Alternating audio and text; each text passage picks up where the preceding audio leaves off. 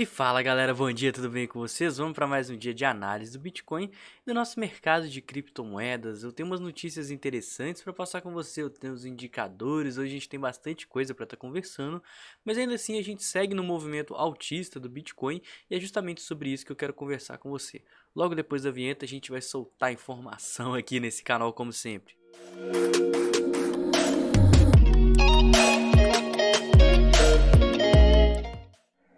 E se você não me conhece, não conhece o canal, eu queria te convidar a estar se inscrevendo, que eu posto análises diárias do Bitcoin e de todo o mercado cripto, comentando aí de pontos fundamentalistas, fazendo análise on-chain, passando em gráfico, sentimento, notícia e tudo que esse mercado tem para oferecer pra gente. Também queria convidar vocês a estarem me seguindo nas redes sociais, os links estão todos aqui embaixo na descrição desse vídeo, né? Em especial o meu canal do Telegram, onde eu sou bem mais ativo, então vocês têm um contato muito mais direto comigo. E se gosta desse conteúdo aí que eu produzo de forma diária, sempre tentando melhorar cada dia mais, deixa o like, né? Compartilha com quem você acha que vai gostar também, porque isso ajuda demais aqui o canal a continuar crescendo e fazendo esses vídeos que vocês tanto gostam. Pessoal, vamos começar aqui sobre uma questão da Rússia, né? A Rússia está otimista com o Bitcoin, enquanto ela pondera o uso de criptomoedas para as transações internacionais. A gente estava falando há uns meses atrás, com relação à guerra entre a Rússia e a Ucrânia, sobre as sanções dos Estados Unidos e todos os países aí do Ocidente, da Europa Ocidental, em relação à Rússia, né?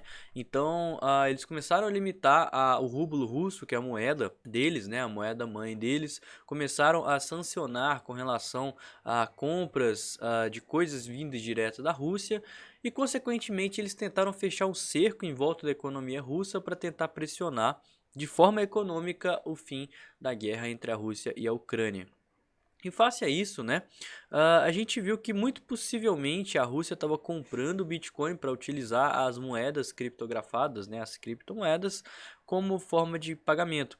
Então, o Ministério de Finanças da Rússia está considerando a possibilidade de usar as criptomoedas como Bitcoin na realização de pagamentos internacionais, uma vez que sua capacidade de usar a infraestrutura de pagamento tradicional é atualmente limitada, né? Então, o diretor do Departamento de Política da Rússia, que é o Ivan Shebeskov, ele falou o seguinte: se a moeda digital for reconhecida como propriedade, em princípio no âmbito das transações de permuta, como essa moeda digital, será possível realizar operações sobre atividade econômica estrangeira, ou seja, comprar e vender coisas com relação aos países exteriores utilizando Bitcoin, uma vez que o rublo russo não está sendo mais aceito e eles não podem comprar e nem estar utilizando o dólar. Em resposta às medidas, né, cujas quais eu falei aqui no começo, das sanções aí, sobre a Rússia, essa vem manifestando gradativamente o interesse em usar criptomoedas para realizar transações internacionais, apesar de seus antagonistas frente às medidas que buscam cobrir seu uso pelo país. Ou seja, por mais que eles sejam um país que prezem a infraestrutura de pagamentos clássica e tradicional, eles estão vendo a necessidade, né, extrema necessidade, inclusive, de estar utilizando as criptomoedas como forma de pagamento, bem de valor. E isso só tende a aumentar, para ser sincero para vocês, né? A gente sabe que sim, as criptomoedas elas vêm crescendo. A gente começou a ver uma pequena comunidade lá em 2010 de pessoas que usavam o Bitcoin e acreditavam nele. Depois a gente foi vendo, né, aí crescendo essa comunidade, até que em 2019, 2020 a gente já começou a ver pequenas empresas aí aceitando Bitcoin, grandes empresas aceitando Bitcoin em pequenos países, e agora a gente está face a um dos maiores países do mundo tendo que recorrer às criptomoedas como alternativa para fugir de sanções e até negociar aí produtos com o exterior. Então eu acho muito legal, né? Até tem um outro gráfico que eu queria passar com vocês, que é o tamanho, né, da quantidade de carteiras que tem mais de 1000 bitcoins, ou seja, baleias, né, carteiras gigantes. Temos aqui todo o histórico no site Look into Bitcoin, esse é um site muito legal, com umas métricas muito bacanas. Se a gente der um zoom aqui nessa parte, a gente vê justamente um salto que aconteceu aí ao longo do final do mês de fevereiro e começo de março, que foi quando começaram as sanções aí entre a Rússia e a Ucrânia, né, as sanções aí do Ocidente com relação à Rússia. E galera, é muito nítido, né, eu não sei se eu consigo dar um zoom só nessa parte, consigo ver que como que as sanções elas começaram no dia 1º de março.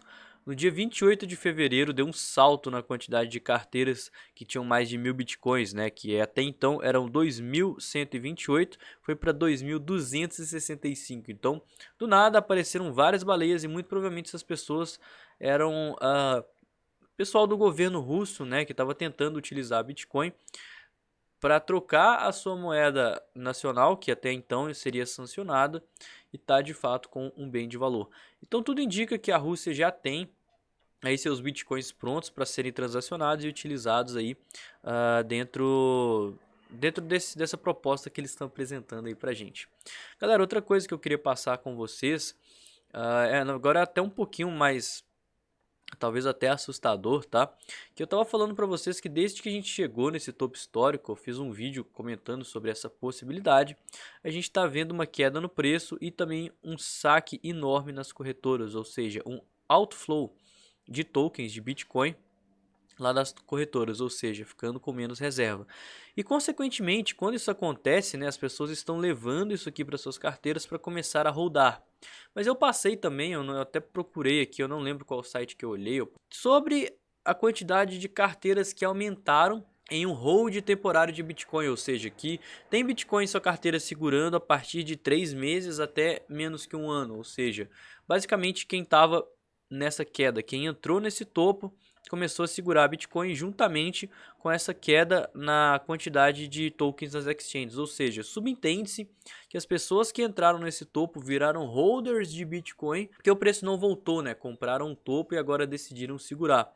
Mas eu imagino que a partir do momento que o preço ele der uma subida, tal como está acontecendo agora, a gente pode ver, inclusive já estamos vendo aqui uma tensão maior com relação à reserva de tokens nas exchanges, um depósito para essas pessoas estarem desfazendo de suas posições, e isso poderia aumentar a pressão vendedora.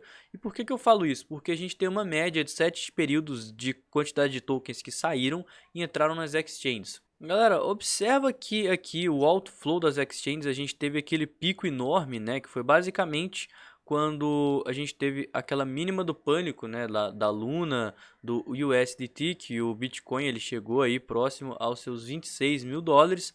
A gente teve uma entrada gigante de tokens e uma saída gigante de tokens nas exchanges, ou seja, as pessoas elas depositaram, fizeram seus trades e já tiraram. E logo em seguida, né, a gente viu que saiu muito token da exchange. Olha só, entrou bastante, saiu bastante. A gente já está quase aqui nos níveis aqui de picos anteriores. Quanto com relação à entrada, a gente teve uma entrada muito grande de tokens, mas ainda assim saíram partes, mas não tanto, olha só. Ou seja, os tokens que entraram, boa parte deles aqui ficaram, enquanto os tokens que saíram, né, eles saíram das exchanges, a gente teve um outflow muito grande e voltou para os níveis normais. O que subentende-se, né? Que esse inflow ele continua alto, ou seja, ele não abaixou igual o outflow, ou seja, as pessoas que depositaram seus tokens, muitas delas estão mantendo esses tokens nas exchanges para estarem tentando aproveitar esse movimento de alta e está reduzindo seu risco. Isso provavelmente poderia causar uma pressão vendedora maior e consequentemente, né, reforça a nossa tendência de baixa que a gente vem vendo aqui no semanal. Acho que eu até peguei aqui a parte errada do gráfico, né? Deixa eu pegar tudo. Onde a gente vem fazendo topos e fundos descendentes e agora esse movimento de alta é simplesmente um topo descendente. E quanto mais esse preço subir, eu acho que maior vai ser a pressão vendedora das pessoas que elas estão segurando seus tokens aí há menos de um ano, ou seja, muito provavelmente entraram em um cenário eufórico e estão no prejuízo. Outro ponto que eu queria passar com vocês é sobre o Fear and Greed Index, né, que é aquele indicador que eu tanto gosto aqui, que eu estava um tempo sem passar, que mesmo com essa subida de preço ele segue nos níveis de extremo medo, mas foi uma subida até considerável aí de 6 pontos, mas vamos ver como que vai se portar, como que essa subida vai fazer esse indicador estar se portando aí nos próximos dias, e seria extremamente bom para o preço se ele saísse dos níveis de extremo medo e fosse um pouquinho aí para neutralidade, para o nível mais alto do medo, né, próximo aqui a região dos 35, 40, quem sabe até os 50 pontos onde ele fica neutro, para a gente estar fazendo umas distribuições de certa forma com a consciência mais leve, coisa que meio que aconteceu lá em março. Olha só, a gente chegou a ver os níveis de neutralidade, que foi justamente durante aquela consolidação no semanal e o teste dos 48K, onde o mercado seguiu na tendência de baixo. Então acho que ia ser bacana se a gente visse aí essa pumpada do preço juntamente com o aumento desse indicador, para a gente estar buscando algumas distribuições de forma mais segura. Nosso order book também, passando aqui rapidinho, a gente está numa região de resistência, mas ainda assim está bem equilibrada as forças compradoras e vendedoras. Por quê? Agora a gente está começando a entrar em euforia, as pessoas estão comprando achando que a gente vai para a lua já por causa desse movimento de alta. Eu imagino que sim, a gente pode estar com a força compradora bem pesada face a uma resistência, e isso pode levar essa resistência a ser rompida. Então isso poderia fazer o preço caminhar mais um pouco e a gente já consegue ver pontos importantes aí de suporte. Os 31 mil dólares, os 30 mil dólares são pontos importantes aí que eu não queria estar vendo o preço perder essa região e voltar para baixo dos 30 mil dólares, tá? Eu acho que seria uma bandeira vermelha bem feia e uma rejeição possivelmente aí desse rompimento. Enquanto isso a gente vê resistência, né? Como eu comentei com vocês, mesmo passando os 31, a gente podia ver resistência até os 32 mil dólares. E de fato é o que está acontecendo, né? Tanto que passou dos 32, a gente só vai ver mais tokens alocados aqui um pouquinho nos 34, mas mais lá próximo aos 35. Inclusive, muito cuidado com essa baleia que está com 2.000 tokens aqui, que ela fica brincando com o preço, tá? Porque quando o preço chega aqui perto, ela cancela e passa tudo de uma vez. Então não pensem que esse tanto de token é todo mundo querendo vender aqui nesse ponto, porque provavelmente é uma pessoa querendo manipular o mercado. Nosso S&P 500 está tendo um dia de baixa. Ontem foi feriado nos Estados Unidos, a gente não teve tanta volatilidade no índice futuro, enquanto o mercado tradicional estava fechado por lá. Mas é interessante estar passando porque o S&P e o mercado tradicional está caindo, ou seja, está corrigindo, né, depois de ter subido aí por quase que uma semana direto, possivelmente para estar fazendo um fundo ascendente contra essa mínima do pânico aqui.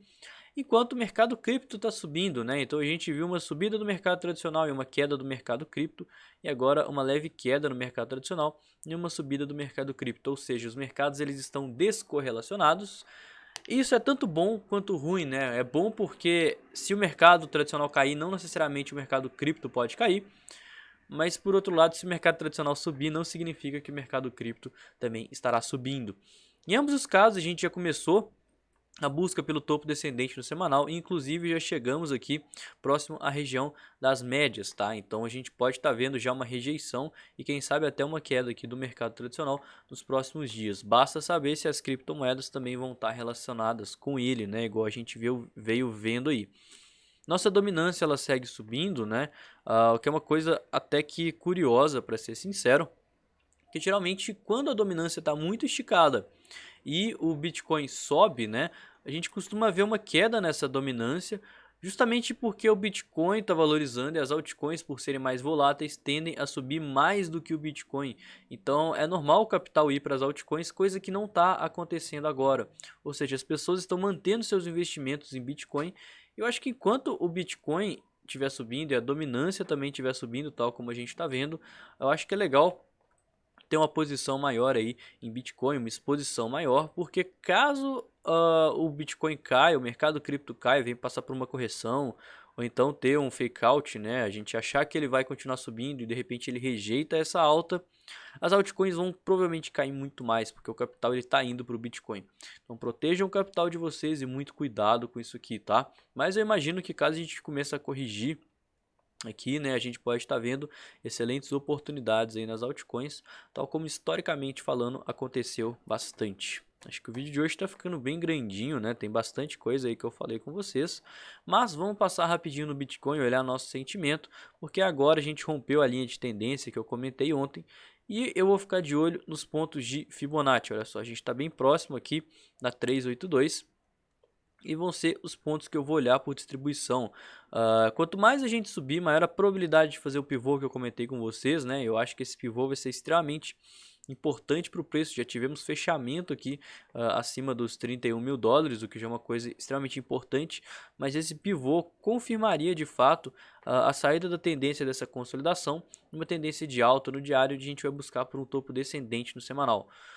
Outro jeito legal de buscar pontos de realização é pegando esse topo prévio aqui, olha só, a gente já está numa região de resistência, talvez por isso o preço ele não está vindo buscar de cara os 34 mil dólares e a gente possa sim estar vendo uma correção, tá? Então, de olho nessa correção aí. E caso essa correção ocorra aqui, que a gente vai ficar de olho também, mais uma vez a nossa tão querida Fibonacci, olha só. Lembra os pontos que eu falei para vocês que eram extremamente importantes para o preço? Olha só, 30.500, 30 mil dólares, e se perder aqui, né, os 30 mil dólares, ferrou, ele vai ter retraído demais dessa pernada de alta. São exatamente os pontos de Fibonacci. Então, de olho aqui no 382 e no 05. No 618 a gente já começa a ficar atento, porque pode ser que essa euforia pode ser facilmente revertida.